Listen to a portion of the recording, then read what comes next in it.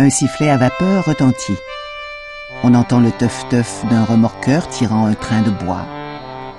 Un voilier navigue paresseusement, tandis que deux hommes, dans un canot d'écorce, plongent leur pagaie dans l'eau.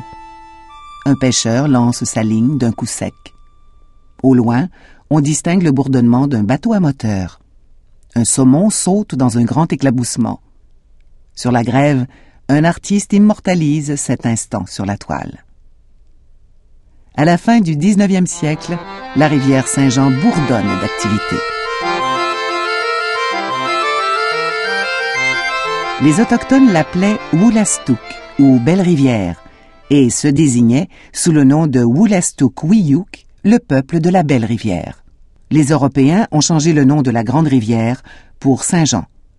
Cette immense voie d'eau, à l'instar des rivières Miramichi, Restigouche, Petit Kodiak, Kennebékassis, Oromocto et de plusieurs autres, a profondément influencé le développement du Nouveau-Brunswick.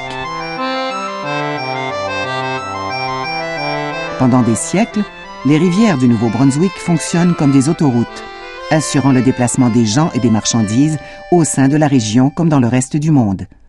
Les rivières, leurs affluents, les terres cultivées et les forêts fournissent une abondance de nourriture, de matières premières et de médicaments. Pour les uns, le poisson est moyen de subsistance, pour les autres, un sport. Les billes descendent le courant jusqu'aux scieries, où elles sont transformées, pour ensuite être réexpédiées en amont ou autour du globe.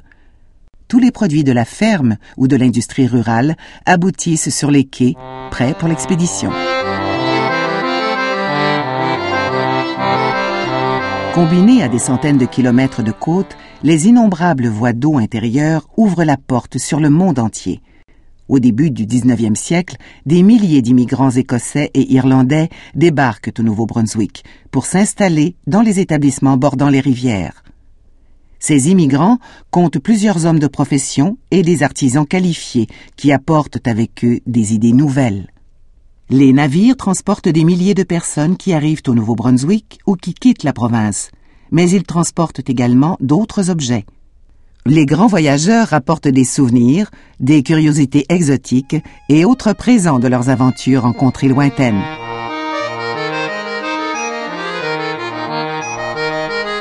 Au XXe siècle, l'évolution rapide de l'industrie du transport change le rôle commercial et social des rivières du Nouveau-Brunswick. Les trains, les automobiles, les camions et plus tard les avions ont modifié les moyens de communication et de transport, laissant les voies d'eau à l'usage pratiquement exclusif des plaisanciers, des sportifs et des artistes.